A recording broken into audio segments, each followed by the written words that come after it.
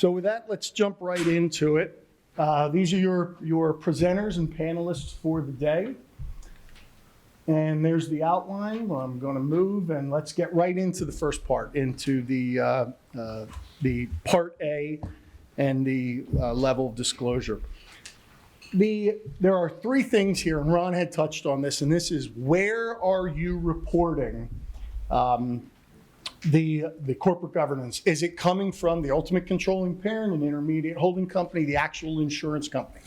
So for mutuals, this is going to apply to less, unless you're in a mutual holding company system. For stock insurers, certainly it can apply a little bit more often. And the important consideration here, there's a couple of things to think about.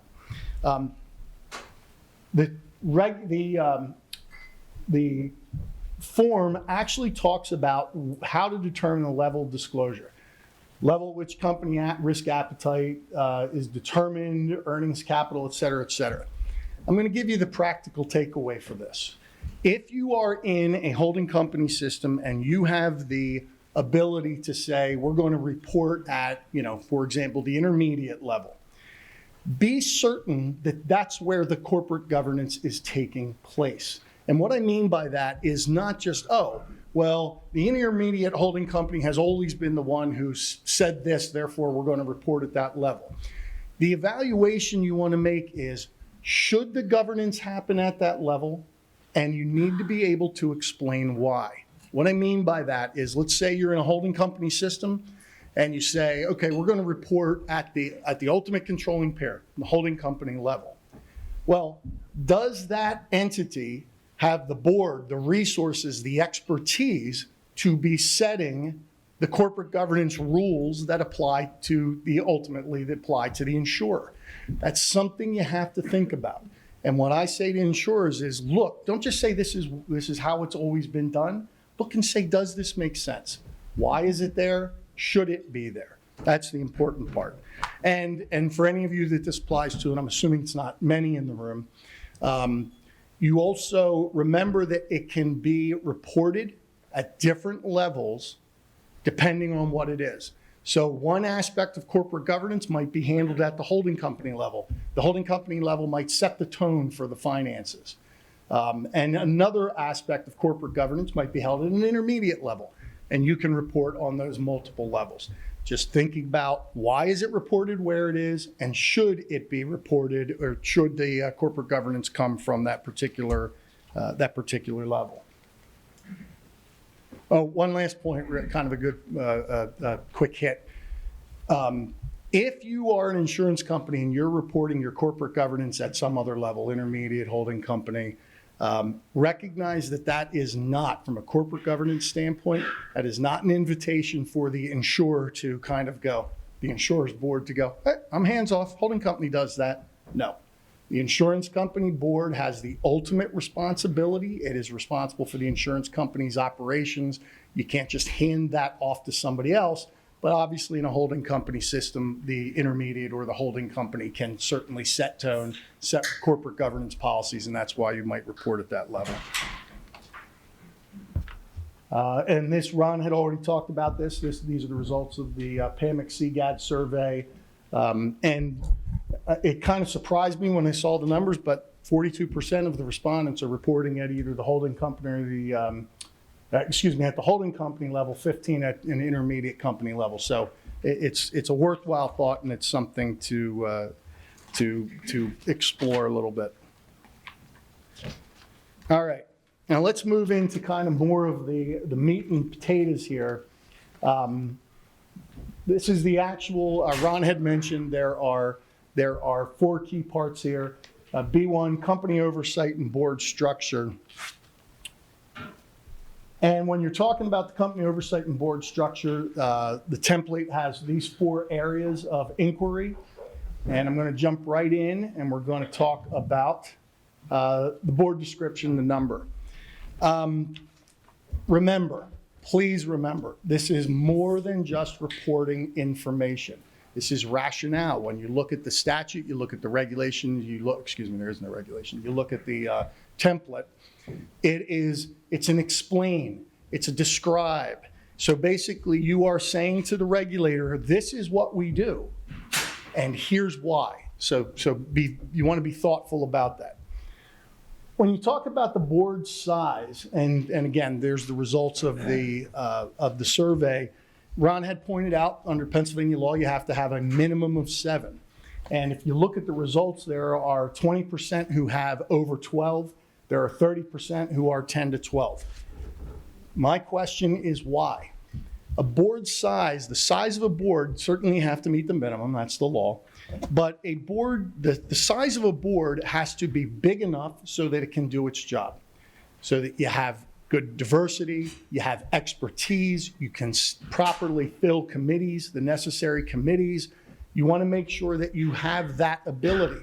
But a board that is too big is unwieldy, it is unnecessary, and it can be problematic. Now, I'm not here to give you a rule, 11. I'm not here to give you a rule,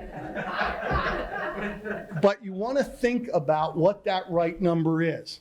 Many of us who have worked with boards or seen boards that get beyond, some amorphous number, 11, tends to be difficult because there are too many people there. It gives people an opportunity to hide, to not do their, take their responsibility. Anybody go to a board meeting and you see somebody kind of sitting in the back quietly, I show up, I have my lunch, I leave. As the board gets bigger and bigger, that can become problematic. So you want to make sure that the board size, there's a good rationale for it. And you also want to explain why the size is what it is. Hey, I have 15 on here because, the result of a merger. We had a merger and we pulled other people in and now there's 15 of us. Oh, is that a good rationale for having a board at that size? Probably not. So start thinking about what that is and start thinking about whether the size of your board is appropriate and how you're going to explain what that number is. When you talk about, excuse me, it's the wrong one. I missed it, but part of B1 is the method of selection, how you are selecting board members. The first rule here, and I think it is a rule, there should be one. You should have a method for selecting directors. It should be written. It should be generally understood. It should be more than, he's my buddy there, or that's the biggest producer we have in the company, so we're going to have that person on the board. There should be a formal process in place. And you want to explain, and there should also be procedures that go along with selecting board members. You might use an outside consultant to help you identify them. You might go to other members of the board. You might have a nominating committee who does it, and we'll talk about that in a little bit. But my point really, the takeaway is there should be a process that you are able to explain to the regulator in response to the CGAD as to your board method of selection, method of selecting those members. There also should be target criteria for those people. And you think about it, again, not trying to do too deep a dive right now into this, but if you think about how people get on boards and whether they belong there, you might look and say, Ron had mentioned earlier, does somebody have financial expertise? Is somebody a CPA? Perhaps somebody is a lawyer. Perhaps somebody is a large producer, which, by the way, there's a lot of logic for having people like that on the board. Perhaps somebody's just a general business person who's been out in the business world for a long time. But you want to be able to articulate that because you're going to have to explain who's on the board, why they're there. That's another part of the CGAD. But you want to have a process, and you want to be able to explain. You want to be able to explain to the regulator, but you want to, from your own perspective, a good corporate governance, you want to be able to say, this is how we select board members, this is why, this is what we look for, and these are the people who ultimately we get on there. And I don't want to belabor this or take too much time, but this is going to, and look, I'll open up to the panel if they have any thoughts. In my mind, this is going to get more and more important because although the department might not have a lot of resources, eventually they're going to start looking at this and questions are going to start being asked. Why is Joel Hopkins on your board? What in the heck does that guy bring to the mix? And you've got to be prepared now. Let's get in front of it. Let's start thinking about it and making sure there is a formal process in place. So I don't know if anybody had any. Yeah, one thing I was going to say, and we'll touch on this a little later too, is really clarifying. I mean, many of you have your senior management are board members and they're on your board. So that's going to be important to clarify that in this filing. What's their role? Why that makes sense. Yeah, absolutely. All right. Moving on to the next.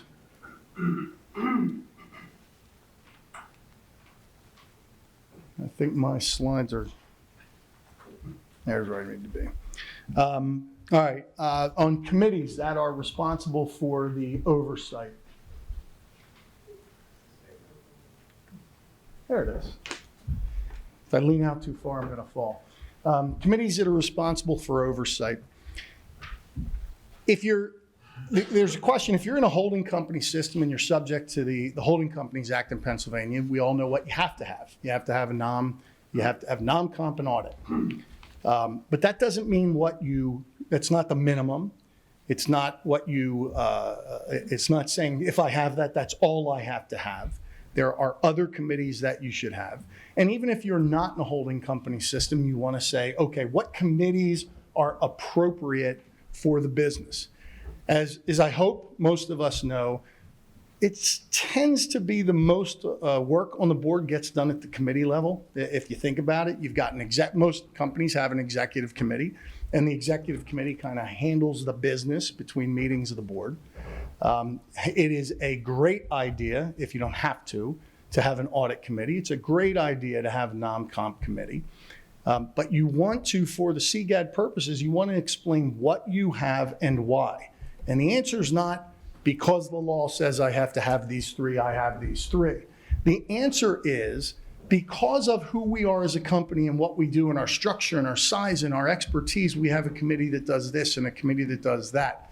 I remember one of the survey results talked about somebody had a reinsurance committee, an ad hoc committee, reinsurance committee. And I'm sure that's a great idea and there's logic for that. That's new to me. I've never worked with a board that had a reinsurance committee, but I understand it. And I think the company certainly could explain it. Well, here's why, and there's a logic behind it. But what you really want to be thinking about here from a committee standpoint is not only being able to explain, here are the committees I have and here are what they do, and here's the rationale, but you want to start thinking about how does your committee structure work? Committees are one of those things that, again, the audit, the non-comp, and which, by the way, non-comp do not have to be one committee. That can be separated out. I was having that conversation with someone else. They can be two separate committees. But it's not just saying we have this and we've done this for so long, but you want to also say, how do our committees work? Do we rotate leadership on the committees? Do we move people in and out on a periodic basis? How do we select the people that sit on those committees? How do we choose the size of those committees? Can the reinsurance committee be made up of 2 people? I guess anything less than that's not a committee, but does it need to be 7? So it's really thinking about the rationale for the committees and having look, as a lawyer, I'm kind of a stickler for having things in writing. We love paper. And we love to be able to point to things. And I do think it is important to have written documentation so that you can hand it over to somebody and say, look, here's how it works. But really for the CGAD purposes, you want to be able to explain that rationale for the committees. One final thing on the committee, and just a kind of a careful point. A lot of, we saw in the reporting that some of the boards meet, I think, minimum of 4 times, and I think that is, from my rule kind of perspective, that is a minimum 4 times annually. If you're meeting 4 times annually, that means hopefully your executive committee is doing a lot of work between the meetings and then reporting back to the board. Be very careful in the response that you do not say anything to suggest that the entirety of the board has simply handed its responsibilities over to a committee. Let me say that a different way. The BCL gives a lot of Business Corporations Law in Pennsylvania gives a lot of flexibility to committees that they can do things, they can act on behalf of the company, but they are not an excuse for the entire board to go. It wasn't me. It was the Reinsurance Committee that did that one. Just make sure you're careful there.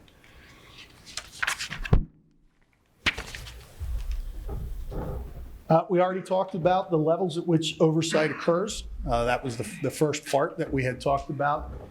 Again, I would just say the key point there is make sure you have a legitimate reason why, and if you are reporting at one of those other levels other than the insurance entity, make sure you know why and make sure they're actually doing the job. And then finally, the rationale for the board size and structure. Again, we had already talked about that. That's part of Part B.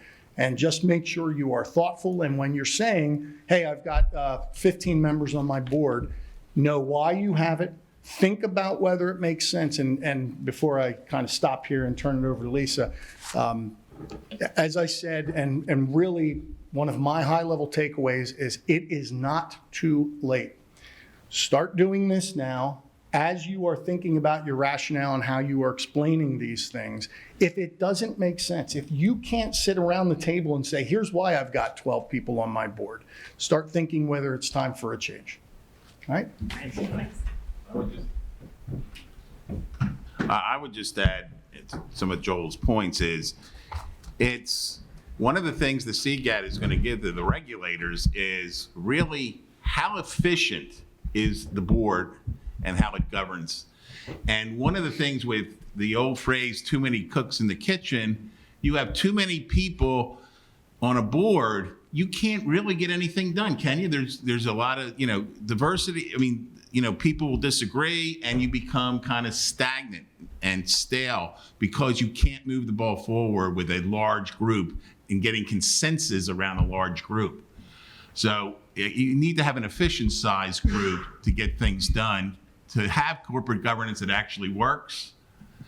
And some of these big boards just are, can get really, really stuck with it without getting consensus around it.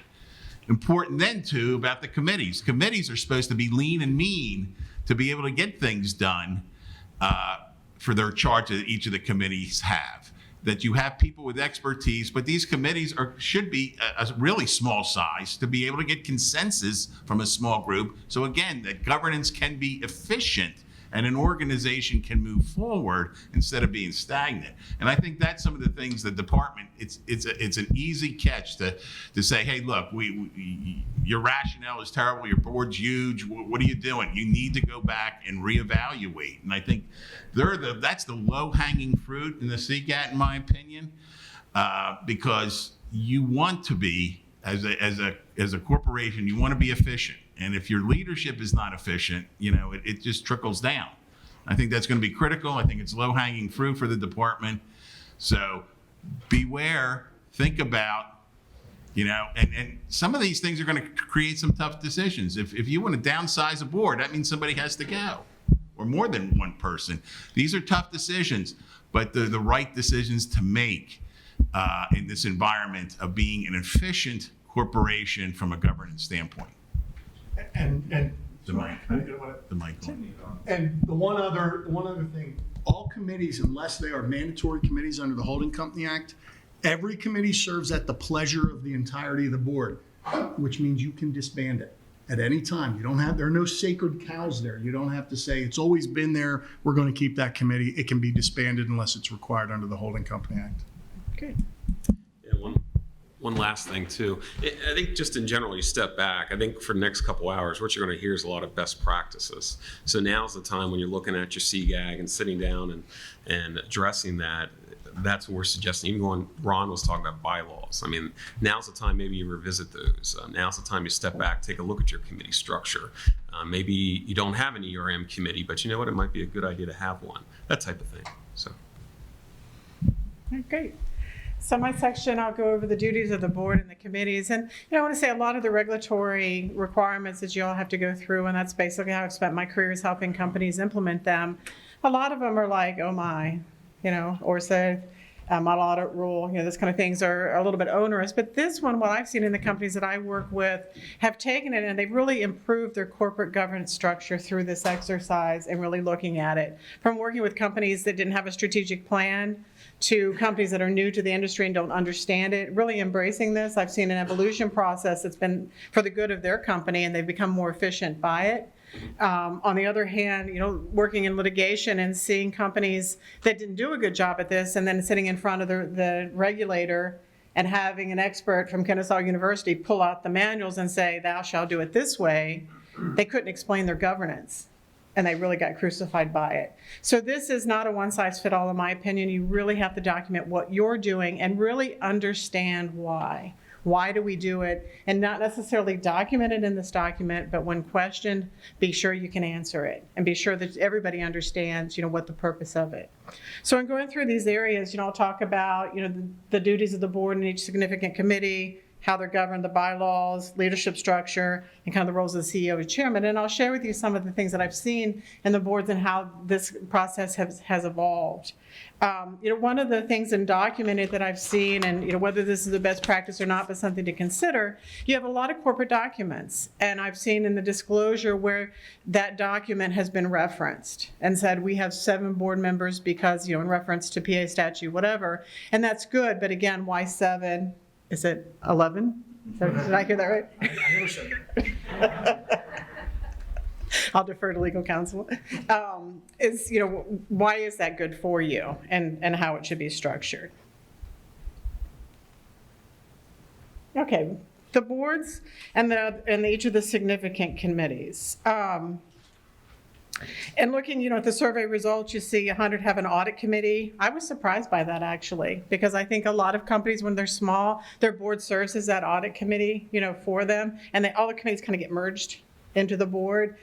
How do you divide the lines between your committee and your board? And when they're meeting, how are they meeting? Is the board meeting and the committee's there too? Is the committee meeting separately? Should it meet separately?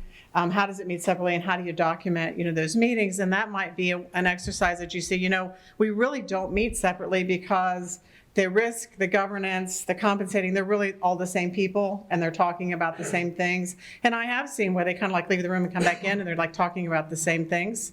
So, how efficient are you? And are you really covering the governance items that you're supposed to be covering? I have seen where there is a reinsurance committee, and the reinsurance committee is very significant for them because reinsurance is very significant because they retain no risk. So again, they're very close to their reinsurance broker and helping them, and really it's a big part of their governance as well.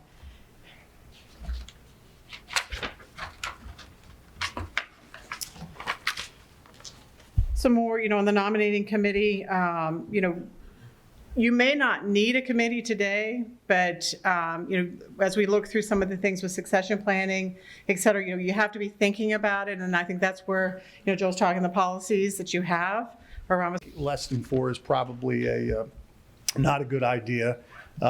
There has to be enough meetings to make sure that the board is doing its job, that it is involved, that it understands what's going on. Sometimes things move very quickly. You might have a CGAD coming up, you might have an exam coming up, and the board might need to meet more often than 4 times a year, but kind of 4 times a year in my mind is the minimum. One thing to consider, particularly when you're talking in the CGAD, if you are a company that the board only meets 4 times a year, you better be able to explain how your committees are operating in between those meetings. How your executive committee, if your board as a whole meets 4 times a year and your executive committee meets 4 times a year, that might be a problem. So again, the committees and the work they do in between the board meetings are very important. As you have less board meetings, the committees need to become more active. And then attendance, with respect to attendance, there's really not much to say when it comes to attendance. They should be there. I think it's just that simple.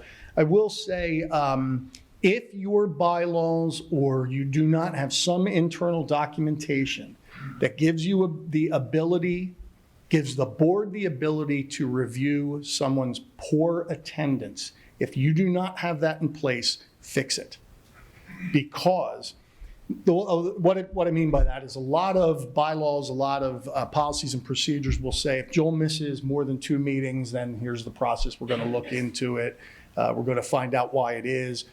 Maybe Joel's having personal issues, health issues. Maybe he's lost interest in the board, whatever. And oftentimes the bylaws will give the company the opportunity to say, when that happens, the board can decide whether Joel should continue to serve on the board. You want to have something like that in place, formally or informally, because it happens, particularly as boards get older. Sometimes I know any of us who have worked with boards have seen it, where people start to kind of trail off. The board's got to be able to respond to that. You can't do your job if you're not there. Yeah, I mean, that to me is low-hanging fruit if you're not doing anything with board members that aren't coming to meetings. First of all, you got to wonder why they're not coming to a meeting, because I'm a board member. I would never miss a board meeting unless I'm on my deathbed, because if you look at the fiduciary responsibility you have as a board member, why would you ever want to miss a meeting? And if it's consistent and they're not adding any value, remember, everybody on a board should be adding value to the organization in some respect. If you're not adding value, then replace. That's where the talk has to happen, to replace and go and recruit somebody who is going to add value to the organization. Just because you were in business for the last 100 years, doesn't mean you're going to be in business for the next 100 years, because the next 100 years are going to be tough years to continue to sustain your business models. And today business models come and go, and it's a scary world. Now, insurance is a little more stable, but it's still going to be, transforming itself over the next 100 years. Are you going to be a sustainable organization? And you're certainly not going to be sustainable if you have board members that aren't really that interested to even show up for a meeting. So again, this is low-hanging fruit. That's something that, again, you may hear back from the department on. And I think kind of, going on of, the change. I'm sorry, go ahead. I have a quick question. Do you differentiate between in-person participation and WebEx or electronic participation? No, I don't. One, the BCL, the Business Corporations Law specifically allows that for directors to participate that way. I will say that from a best practice, being in person is a better way to have a board meeting, but I would not consider someone to not be in attendance just because they were doing it electronic. Correct. But to me, again, a great boards have some camaraderie to them. And the only way you're going to get camaraderie amongst your board members is meeting face to face. I mean, you're going to always have those issues where you do need to put people on a conference call, or there's an emergency, and the only way to bring everybody together is through a conference call setup. But you want to have those live meetings because you want your board to interact with each other and get some camaraderie out of it. And I think that's very important, again, for a great board, is that the board itself has to feel comfortable with talking to each other on issues. That goes to independence, and to do that on an ongoing basis when there's no board meetings. And lately, I've been calling some of my fellow board members a lot lately on a company I'm aboard, just to keep in touch and see if they're thinking the way I am, or they're looking at something a little bit differently that I haven't looked at it. It's very important. And it hasn't been uncommon in my career to take over an audit client and the board hasn't met in years. And I even had one we took over and said, well, we need to meet because, I'm your auditor. I need to talk to you about, what the plan is, and I need to go over with, what we saw. And they said, okay, we'll meet, but you can't stay for the whole meeting because we're afraid the board's going to get in a fight and we don't want you to witness it. I was thinking, do I need to call our legal counsel? I don't know what to do with this information, kind of thing. But again, the importance of corporate governance. I have also heard and gotten a phone call that says, we're meeting by resolution and we do it 4 times a year. That's enough, right? We don't have to meet in person. And I'm almost like, is this a trick question? You're a huge insurer. So again, when you're looking at the corporate governance, there's a reason that I think that some of the departments come up with. But again, is your meetings, you attend a lot of board meetings and there's always, somebody asleep. If Jim's always asleep, maybe it's time that Jim needs to, rotate off the board and get someone else, as well. But again, it's, what is the purpose of these meetings? and how do you conduct them, with a family held, Christmas dinner or Thanksgiving dinner doesn't count for the department. One thing I just would like to add, board meetings don't have to be long, in my opinion. If a board meeting is a long meeting, if you're saying I have to go to a board meeting, it's gonna be 2-3 hours because everybody wants to talk. In my opinion, the people in charge of the meeting aren't prepared. When we have our board meetings historically last an hour. Everybody gets the documents of what we're gonna go over at that meeting prior to the meeting. It's the board member's responsibility to be prepared for the meeting. If they have the information, then the management is doing their job. That's why I feel very strongly that, and you can't keep anybody's attention for much more than an hour.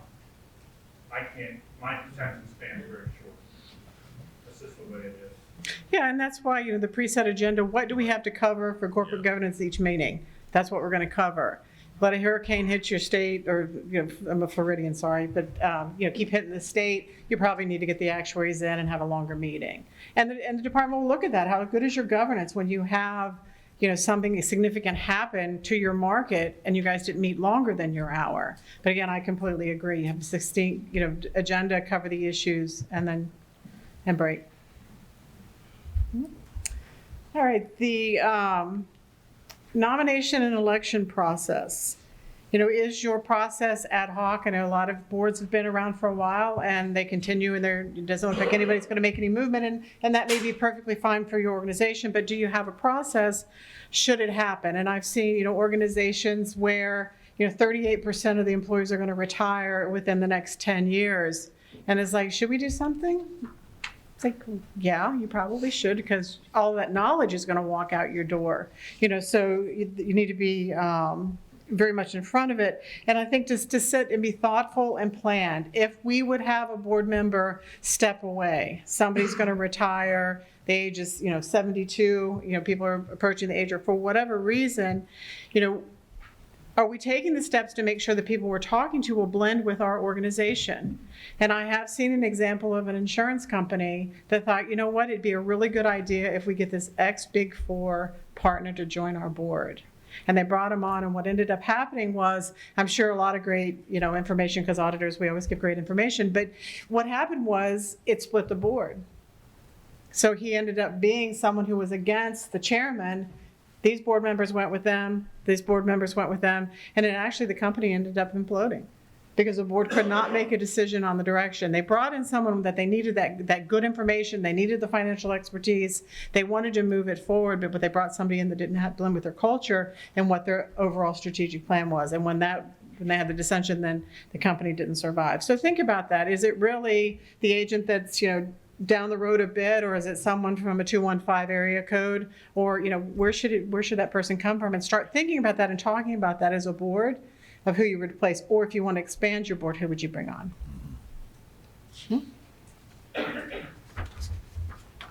Evaluating the board performance. The board results is 65% evaluate, 43 documented, and 70% have prepared a profile.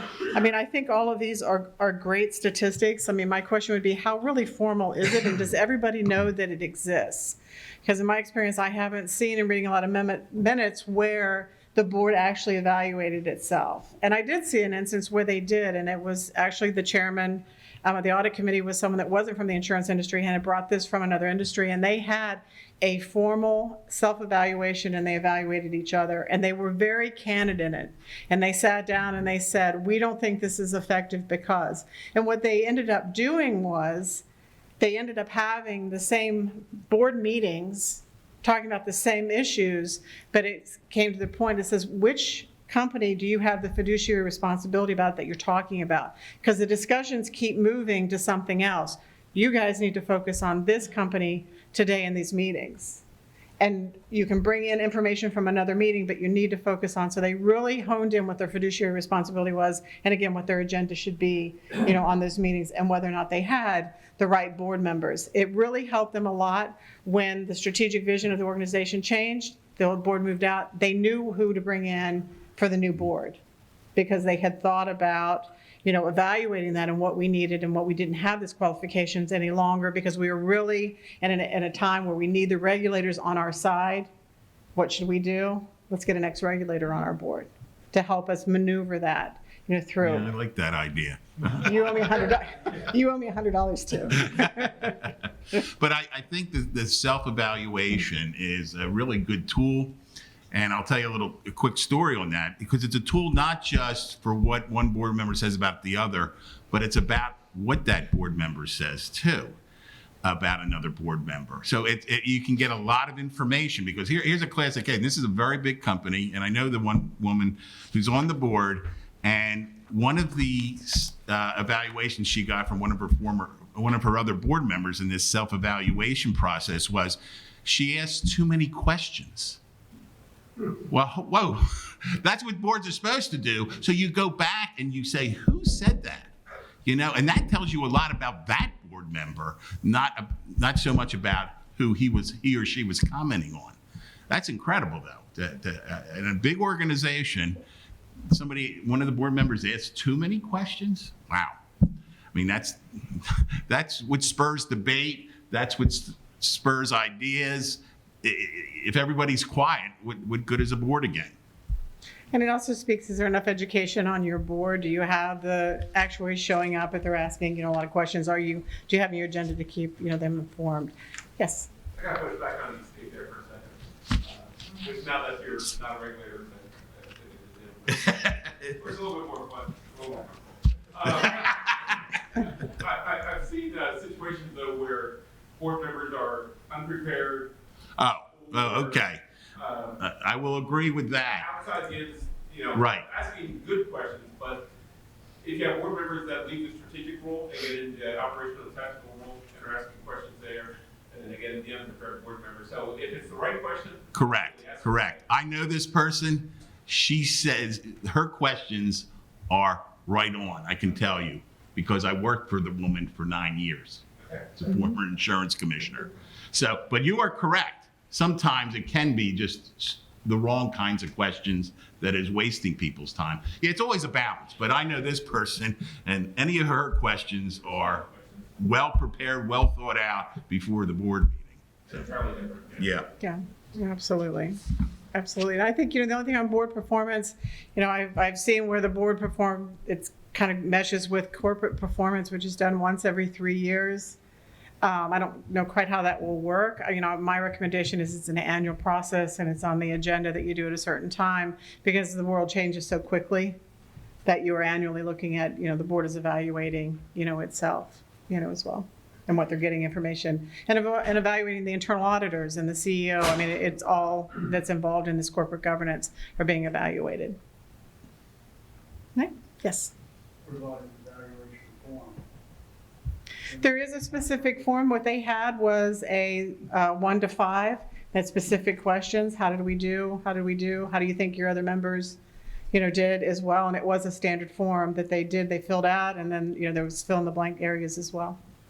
Anonymous? I don't think it wasn't anonymous, because I think for theirs, they wanted it to be an open discussion. And this board was really interested in doing the right thing in the fiduciary responsibility and moving the company forward. So they had that frank discussion, but again, they had the same culture, and they didn't have a problem, looking at somebody and saying, hey, Joel, that's the dumbest thing I've ever heard you say, kind of thing, and that they worked very well together. So, of course, I'd never say that. No offense. that they, could have those frank discussions. You talked about changing the complexity of boards potentially over time and moving members. Where do those discussions generally start? Is it the CEO or the chairman of the board that brings the issues? Does it happen in the nominating committee or the executive committee? Where do you generally see these changes starting? As they're starting to evolve the board, Get somebody up, Yeah. comfortable conversations that need to happen. Where do they begin? We talked about camaraderie. right. Quite often tends to be camaraderie between the outsiders and the insiders. So Mhm. typically the outsiders are more than the insiders. So is the CEO going to, the money that needs to leave because, we move a different direction and, the skill Right. set he brings to these discussions is not a typical organization. So how do you go about it? Okay. Yeah, if I may, that is one of the toughest scenarios any board's going to face, particularly if it is, let's say it's the chair of the board that's the problem. And I don't think there is a specific rule, but so I don't know that anyone could give you a roadmap, here's how you approach those problems, but I will say this. If the board understands their responsibility, their duties of candor, you will find a way to have that discussion. So for example, if it's the chair that's the problem, typically it's a board member who will talk to the CEO, and then you have conversations with the other board members. And it can be any combination of things. But my insight into your question only is to say, you just asked the most complicated thing I've ever had to deal with, because there are no rules. It depends on who the person is, what the issues are. But the board, again, kind of my rock bottom on this is the board has to recognize that you just can't leave those things go. You have to find a way to navigate it. Depending on the responsibilities, and it doesn't look like you get when you bring it up in course of business. Right. Right. Oh, yeah, yeah, absolutely. Fiduciary responsibility and the D&O policy is sometimes a way to clear a room too, to look at, to see, actually understand what that fiduciary responsibility is. And I think that is, in the current day is being really scrutinized by board members. And I hear that question a lot in board meetings to find out, what is their responsibility and what is our coverage? As well, to make sure that everybody's doing the right thing and doing what they should in the organization. This is really good discussion, and I don't want to cut it short. We do have a break that we need to get to. I'm not sure if maybe 5 minutes. I'm done. Okay.